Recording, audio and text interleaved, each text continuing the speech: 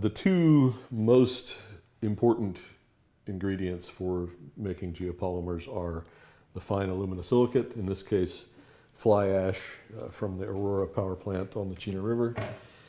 And it's basically smoke in a bucket. You can see it lofts into the air very, very easily. And then we have sodium hydroxide, which most people know as caustic soda or lye. It's been used for centuries for making soap, among other things. It's a very strong alkali.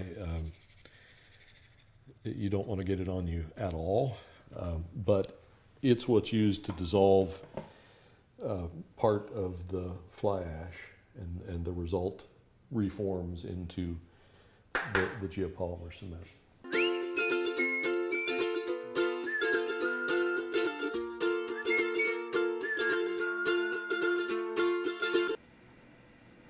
Geopolymers can be made out of naturally quarried clay or things like that, but much more significantly, they can be made out of industrial byproducts, industrial waste.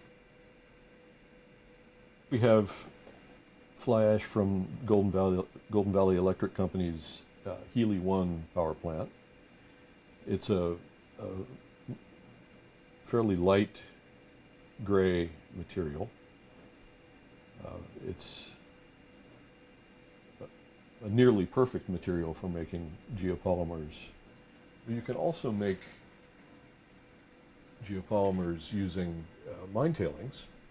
We have quite a lot of mine tailings in interior Alaska. This is basically floured quartz, or quartz flour, if you will, from the Fort Knox mine. We as a society have gone through a tremendous expense to make this stuff, to be able to get the gold out of it. But as a side effect, both for the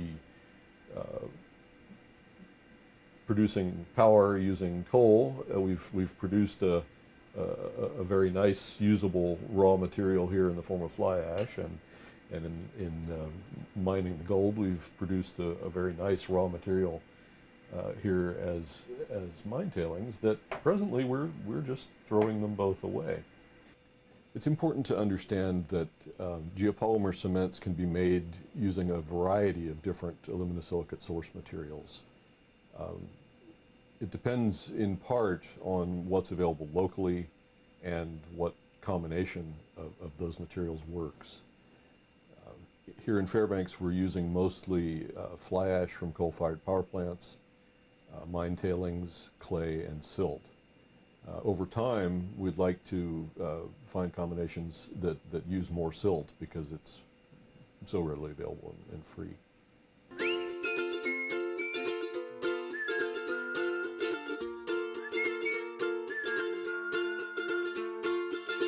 Developing Alaska, building in Alaska, if you will, at whatever rate we can afford and choose to do it, is necessarily going to involve a lot of concrete.